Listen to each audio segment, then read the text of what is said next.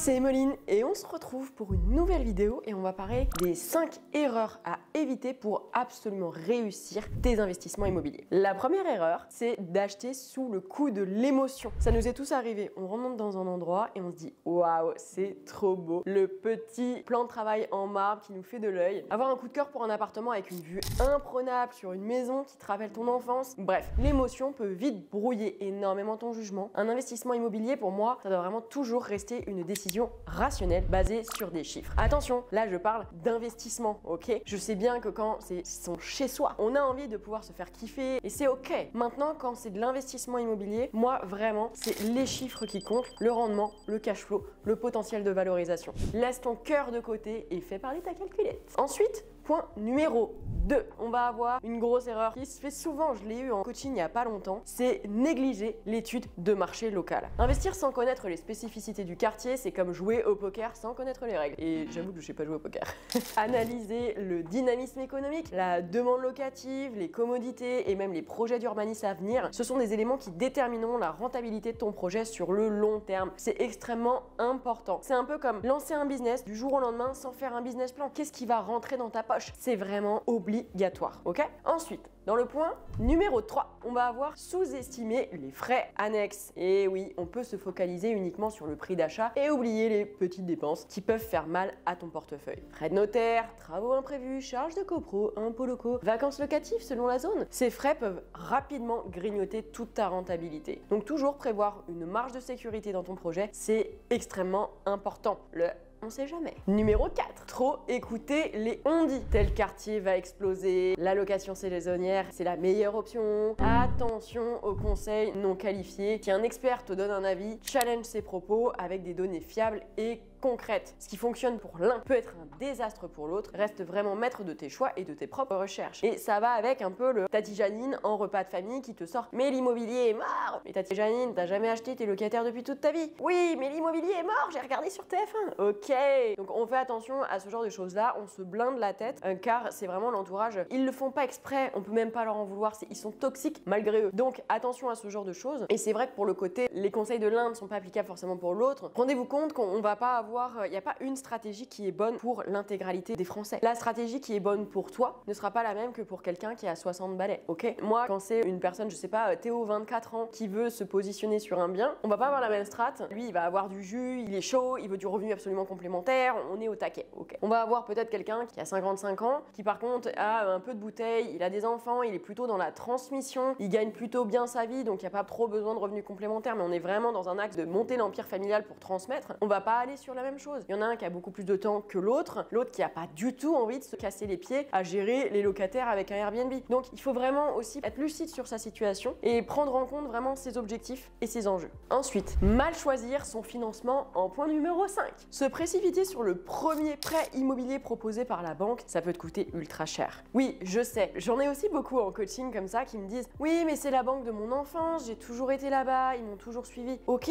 mais c'est un petit peu comme, vous savez, les relations toxiques. Le pote d'enfance où vous avez grandi avec des chemins totalement différents, vous n'avez plus du tout de la même vie. Quand vous vous voyez, vous n'avez pas grand chose à vous dire, mais vous dites oui, mais c'est mon pote d'enfance quand même. Ok, mais votre temps est important et là votre argent est important et ce n'est pas parce que c'est une relation de long terme que vous êtes obligé de le garder dans votre vie encore aujourd'hui, d'accord? Si ça ne vous intéresse plus et que vous n'êtes plus aligné, c'est ok. Et bien la banque, ce n'est pas parce que c'est la banque de toujours qui vous a toujours gracieusement offert un mois sur votre carte bleue à l'année et qui était bien contente de prendre vos frais qu'il faut garder cette banque-là. Si le crédit, la proposition de crédit est ok, valez, il n'y a pas de problème. Par contre, il faut bien avoir en tête que les taux, la durée du crédit, les options comme le remboursement anticipé ou bien les garanties, tout ça, ça va énormément influencer la rentabilité de ton projet. Donc prenez le temps de comparer plusieurs offres et n'hésitez pas à faire appel potentiellement à un courtier pour optimiser le montage financier. Alors, c'est vrai que moi, par rapport au courtier, je peux avoir un peu deux avis aussi là-dessus. C'est que je pense que quand vous êtes sur votre premier achat immobilier, c'est pas forcément nécessaire d'aller voir un courtier. Vous avez un taux d'endettement qui est de 0 ou qui est très faible. Dans ces moments-là, vous pouvez aller voir une banque, votre projet est plutôt fiable et donc vous pouvez ne pas mettre de fees, d'honoraires pour un courtier. Ça, c'est ok d'un côté. Donc, allez vendre vous-même votre projet. Ensuite, quand vous avancez un peu dans les investissements immobiliers, moi, j'avoue que si je bosse avec un courtier, courtier, je vais avoir tendance à lui dire ok, toi tu bosses avec quels organismes bancaires habituellement? 1, 2, 3, d'accord, tu me donnes. Ok, donc toi tu te concentres sur cela. Moi je vais aller voir d'autres banques. Je vous donne un exemple. Le courtier il va aller voir, je sais pas, Crédit Mutuel, CIC, Banque Postale. Vous allez voir Caisse d'épargne, Bred, BNP. Comme ça ne se croise pas. Vous marchez pas sur les plates-bandes en disant mais j'ai reçu le dossier du client en direct. Dans ces cas-là, c'est un peu touchy. Donc vous pouvez vous répartir les tâches et vous optimisez votre temps. Comme ça, vous êtes sûr aussi de faire une partie du job. Lui il fait son job de l'autre côté et vous pouvez vous croiser à un moment et potentiellement avoir des super offres, d'accord? Mais attention à ça. Faites vraiment et puis n'attendez pas le dernier moment pour aller voir une banque. C'est extrêmement important car vous ne vous rendez pas compte à quel point quand vous investissez en immobilier, le temps est précieux, d'accord? La plupart du temps, on est sur 3 mois pour passer chez le notaire pour l'acte authentique et devenir officiellement propriétaire avec les petits clés. 3 mois, ça passe vite, ok? Vous signez le compromis. Si là, vous signez le compromis et que vous vous dites, bon, allez, je vais commencer à démarcher les banques. Ah ouais, mais j'ai pas de dossier bancaire.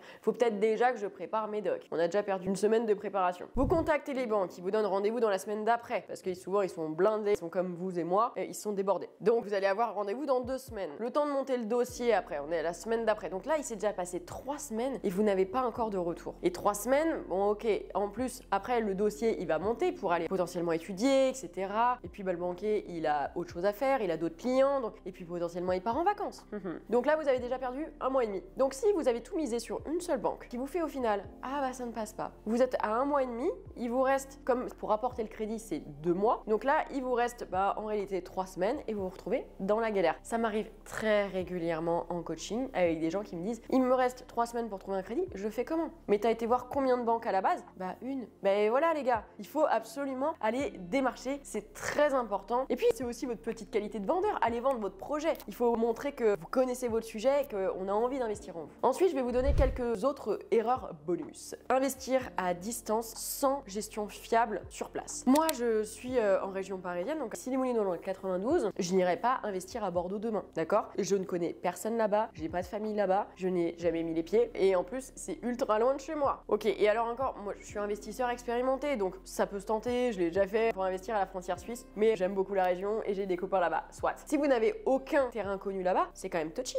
parce que ça veut dire que vous allez devoir faire une grosse étude de marché, il va falloir que vous alliez visiter, vous rendre compte, et ayez bien aussi en tête une chose, quand on est débutant, c'est quand même totalement différent que quand on maîtrise le sujet. Quand vous êtes débutant, vous avez des peurs de découverte. Ça veut dire que vous allez avoir de la charge mentale naturelle qui va se mettre dans votre quotidien. Moi, quand j'ai fait mon premier investissement, c'était ça. Je me réveillais la nuit et je me disais, oh mon Dieu, est-ce que j'ai pas fait la pire erreur de ma life? Et après, je regardais mes chiffres et je me disais, oh, c'est bon, j'ai fait mon job, j'ai mon business plan, je suis ok, c'est juste naturel que mon cerveau prenne le dessus. Mais pour ça, il faut être lucide et c'est un peu du check mental. Il faut comprendre comment on fonctionne pour pouvoir reprendre le dessus. Mais c'est normal. Vous allez commencer vos travaux, il va falloir que vous alliez sur place. Je l'ai eu en cas où j'ai une personne qui était en Bretagne et qui voulait investir à la frontière suisse, qui ne connaissait pas du tout le secteur. Et quand donc il avait trouvé un investissement avec approximativement 300 € de cash flow par mois, plutôt cool. Donc ça veut dire de revenus complémentaires dans sa poche. Il m'a dit, par contre c'est vrai que j'ai une personnalité un peu stressée, je suis un peu psychorigide sur certaines choses. Moi je vais avoir besoin d'y aller au moins tous les mois pour voir. Et puis alors pendant les travaux je vais y aller toutes les semaines. Et je lui dis ok. Et donc en termes de transport, je vais prendre l'avion, le train parce qu'il me dit en fait l'avion non à côté de chez moi. Et je lui dis ok, en termes de billets de train 300 € par mois. Donc je lui dis donc ça veut dire que tout ce que tu vas avoir dans ta poche, tu vas le dépenser en transport parce que tu es un peu stressé et que tu veux investir ultra loin. Je dis